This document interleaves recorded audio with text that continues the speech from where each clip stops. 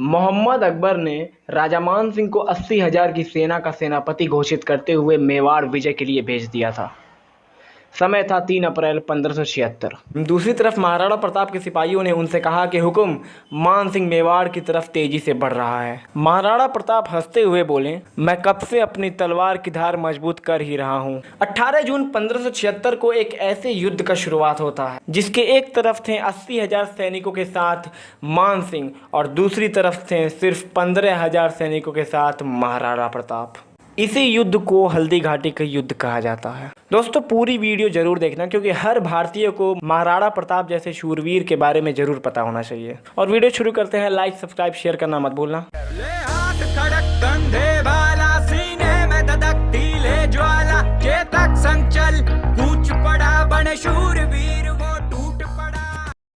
जब राजस्थान की बड़ी बड़ी रियासतें मुगलों के आगे झुक रही थी और उनसे मिल रही थी, उस समय मेवाड़ के राजा राणा उदय सिंह सीना ताने खड़े हुए थे। उन दिनों राणा उदय सिंह की सबसे बड़ी रानी माता जयंती बाई से एक लड़का हुआ। उस समय वो थी कुंभलगढ़ में। समय था 9 जून 1540।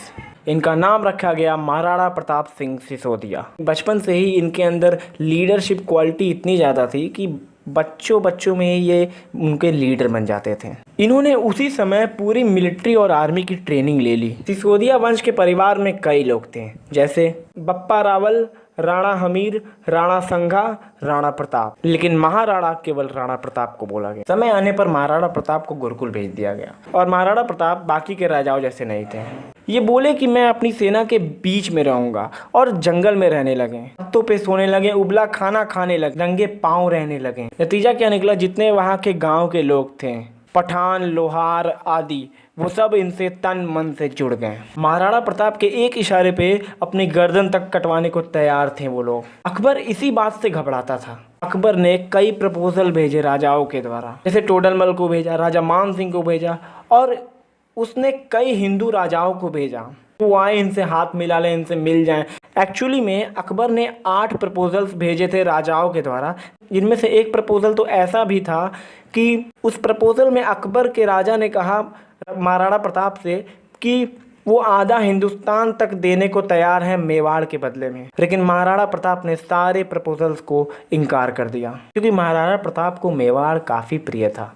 महाराणा प्रताप द्वारा कोई भी प्रपोजल स्वीकार ना करने पर अकबर अपनी पूरी सेना के साथ अजमेर आ गया और मान सिंह को 80,000 की सेना के साथ मेवाड़ विजय के लिए भेज दिया। मान सिंह के सेना में मुगल और राजपूत भरे पड़े थे। दूसरी तरफ खड़े थे महाराणा प्रताप, जिनकी सेना सिर्फ 15,000 की थी। उसमें राजपूत, पठान, लोहार और गांव के लोग भरे पड़े थे। दोनों सेनाएं एक दूसरे के सामने थीं। समय था 3 अप्रैल 1576। महाराणा प्रताप को पहाड़ियों और घाटियों की बहुत ज़्यादा जानकारी थी और वो छापा मार युद्ध, द्विकंठक नीति जैसे कई तरीके जानते थे युद्ध के।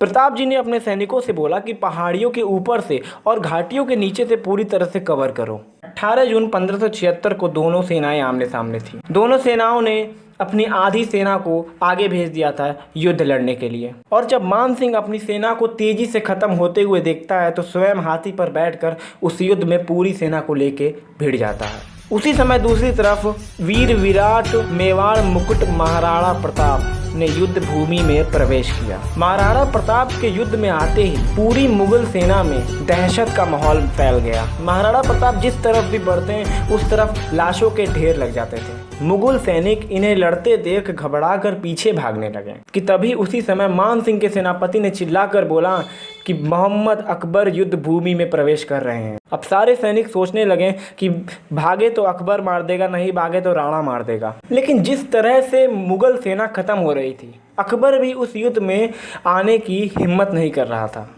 और तभी महाराणा प्रताप मान सिंह को खोजने निकल जाते हैं क्योंकि उसने बोला था पहले कि अगली मुलाकात युद्ध भूमि में होगी। तभी हुकुम ने देखा कि मान सिंह हाथी पर बैठा हुआ था। महाराणा प्रताप अपने प्रिय घोड़े चेतक को तेजी से उसकी ओर बढ़ाने लगे और अपने चेतक के दोनों पैरों को हाथी की दांतों पर चढ़ाकर मान सिंह पर एक दर्दनाक वार किया। लेकिन मान सिंह सिर्फ घायल हुआ और हाथी के ऊपर लगे हौज में छिप गया। उन दिनों हाथी के सूंड में तलवार लगाई जाती थी जिससे चेतक की पैर कट गई और फिर तुरंत महाराणा प्रताप चेतक को संभालने लगे। उसी समय मान सिंह युद्ध भूमि से तुरंत पीछे हटने लगा। फिर महाराणा प्रताप के प्रिय सेनापति ने महाराणा प्रताप को बोला कि हुकुम, आप खून से लथपथ हो चुके हैं और आपके प्रिय चेतक को इलाज की जरूरत है। महाराणा प्रताप चेतक को अपने पुत्र की तरह मानते थे, इसलिए महाराणा प्रताप ने झाला विधा को मेवाड़ का पूरा राजछत्र दिया और बोला कि सेना को पूरी नेतृत्व देना, और खुद चेतक पे बैठ के पहाड़ियों में इलाज के लिए चले गए। लेकिन उसी समय कुछ मुगल सेना उनके पीछे पड़ गए। जाते जाते एक ऐसी 26 फीट की गहरी खाई पड़ती है, लेकिन चेतक उस खाई को देख के रुका नहीं। उसने अपने राजा को उस खाई के पार कर दिया और फिर खुद स्वर्ग सिधार गया। उसी युद्ध में महाराणा प्रताप का एक और प्रिय हाथी था जिसका नाम था राम प्रसाद। राम प्रसाद ने हल्दी घाटी के युद्ध में अकबर के करीब 8 हाथी और कई घोड़े मार गिराए थे। अकबर को वो हाथी इतना फायदेमंद लगा, उसने 12 हाथी और कई महावतों के साथ राम प्रसाद को पकड़ लिया। वो राम प्रसाद को पकड़ के ले गया और उसने बेहतरीन से बेहतरीन भोजन उस हाथी के सामने रखे। लेकिन राम प्रसाद भी महाराणा प्रताप को इतना मानता था कि उसने 28 दिन तक कुछ भी नहीं खाया और वो अपना शरीर त्याग दिया। अकबर ये सब देख के दंग रह गया। वो सोचा कि जिस महाराणा प्रताप के हाथी को मैं नहीं झुकवा सका, उस महाराणा प्रताप का सिर मैं कैसे झुकवा दूंगा। इधर हल्दी घाटी के युद्ध में घमासान युद्ध चल रहा था। राणा पुंजा, भील और राजपूत सरदार मुगलों को बराबर की टक्कर दे रहे थे। अंत में मान सिंह ने हल्दी घाटी के दर्रों में जाने के बजाय मुगल सेना को वापस चलने का आदेश दिया। अकबर की विशाल सेना का गर्व मेवाड़ी सेना ने मिट्टी में मिला दिया। दोस्तों, उसी युद्ध में महाराणा प्रताप ने बहलोल खान को घोड़े सहित काट डाला था। कुछ लोग इस बात को मानने से इनकार करते हैं, लेकिन मैं आपको महाराणा प्रताप की तलवार दिखाना चाहूंगा। और दोस्तों, महाराणा प्रताप की हाइट थी 7.5 फुट। दोस्तों, 1580 में अकबर ने एक बार फिर ट्राई किया। अकबर ने अब्दुल रहीम खान को बोला कि मेवाड़ जीत जाओ, मुंह मांगा इनाम दूंगा। इधर महाराणा प्रताप के सेनापति अमर सिंह को इस बात की भनक लग जाती है। इसीलिए अमर सिंह ने अब्दुल रहीम खान को कंफ्यूज करने के लिए शेरगढ़ पे एक छोटा सा अटैक किया। और अब्दुल खान का जैसे ही ध्यान भटका, अमर सिंह ने उनकी पत्नी, उनकी बहू, उनकी बेटी, बच्चों को उठा लाया। अब्दुल रहीम खान को जब ये बात पता चलती है तो वो बहुत ही घबरा गया। लेकिन दूसरी तरफ जहाँ ये बात महाराणा प्रताप को पता चलती है, उनको बहुत बुरा लगा। और आज भी सब ये बात जानते हैं कि महाराणा प्रताप स्त्रियों की बहुत इज्जत किया करते थे। महाराणा प्रताप ने अमर सिंह से बोला कि जितनी भी स्त्रियों को तुम लेके आए हो, उनको वापस अच्छे से छोड़ के आओ और युद्ध मैदान में करेंगे, औरतों को बंदी बना के नहीं, ये उन्होंने बोला। एक बार की बात है कि एक अफवाह उड़ गई थी कि महाराणा प्रताप अपनी हार स्वीकार कर रहे हैं और मुगलों से मिलने आ रहे हैं। अकबर ये बात सुन के बहुत ही प्रसन्न हुआ और उन दिनों अकबर के राज्य में एक राजा हुआ करते थे, पृथ्वीराज राठौड़। अकबर ने राठौड़ को बुलाया और गर्व से कहा कि प्रताप अपनी हार स्वीकार कर रहे हैं। पृथ्वीराज को विश्वास नहीं हो रहा था कि महाराणा प्रताप अपनी हार स्वीकार कर रहे हैं, इसलिए उन्होंने एक चिट्ठी लिख दी महाराणा प्रताप को, जिसमें उन्होंने लिखा कि क्या जंगलों का शेर सियारों के साथ रहेगा? क्या सूर्य अब बादलों में छुप जाएगा? क्या हाथी अब कुत्ते के जैसा जीवन बिताएगा? ये बात सुन के मेरा दिल कांप उठा है। महाराणा प्रताप, आप ही बताएं कि ये बात कहाँ तक सही है। पृथ्वीराज का पत्र पढ़ते ही महाराणा प्रताप की आंखें क्रोध से लाल हो गईं और वो बोले कि बादलों में इतनी क्षमता कहाँ है कि वो सूर्य को रोक सकें। शेर की मार सह सके ऐसे सियार ने कभी जन्म नहीं लिया। ये सब बातें कहते हुए महाराणा प्रताप बोले कि मर जाऊंगा लेकिन मेवाड़ नहीं दूंगा। अकबर को समझ आ गया था कि वो महाराणा प्रताप को हरा नहीं सकता है और धोखा देकर हराना अकबर की आदत नहीं थी। दोस्तों, अकबर भी एक महान राजा था। आप चाहेंगे तो मैं उस पर भी एक वीडियो बना दूंगा, कमेंट जरूर करिएगा इस पर।